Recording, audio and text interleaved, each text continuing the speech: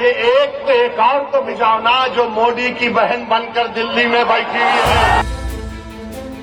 দিল্লিতে অবস্থানরত বাংলাদেশের সাবেক প্রধানমন্ত্রী শেখ হাসিনাকে বাংলাদেশে ফেরত পাঠানোর আহ্বান জানিয়েছেন ভারতের প্রভাবশালী রাজনৈতিক নেতা ও অল ইন্ডিয়া মজলিসে ইত্তেহাদুল মুসলিমিন এআইএমআইএম এর প্রধান আসাদুদ্দিন ওয়াইসি। সরাসরি ভারতের প্রধানমন্ত্রী নরেন্দ্র মোদীর উদ্দেশ্যে এই আহ্বান জানিয়ে তিনি নতুন করে রাজনৈতিক বিতর্ক উস্কে দিয়েছেন।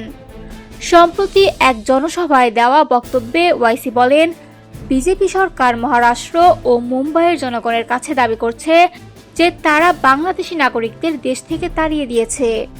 সেই দাবিকে কটাক্ষ করে ওয়াইসি প্রশ্ন তোলেন, যদি সত্যিই বাংলাদেশিদের বিতরণের কথা বলা হয় তাহলে দিল্লিতে অবস্থানরত মোদিজির এক বোনকেও বাংলাদেশে পাঠানো হোক।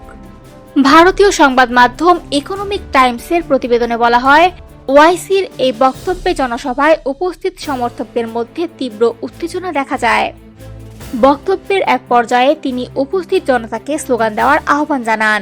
তিনি বলেন, যদি তারা চান শেখ হাসিনাকে বাংলাদেশে ফেরত পাঠানো হোক তবে নারায়ে তাকবীর ধ্বনি তুলতে।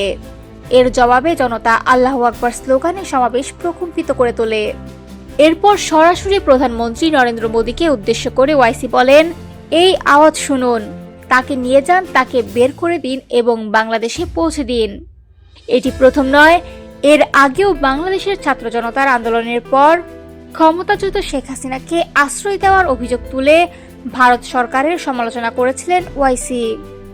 উল্লেখ্য, গত বছরের সেপ্টেম্বর মাসে বিহারের এক নির্বাচনী সমাবেশে প্রধানমন্ত্রী মোদী অভিযোগ করেন, কংগ্রেস ও আরজেডি তথাকথিত বাংলাদেশি অনুপ্রবেশকারীদের আশ্রয় দিচ্ছে।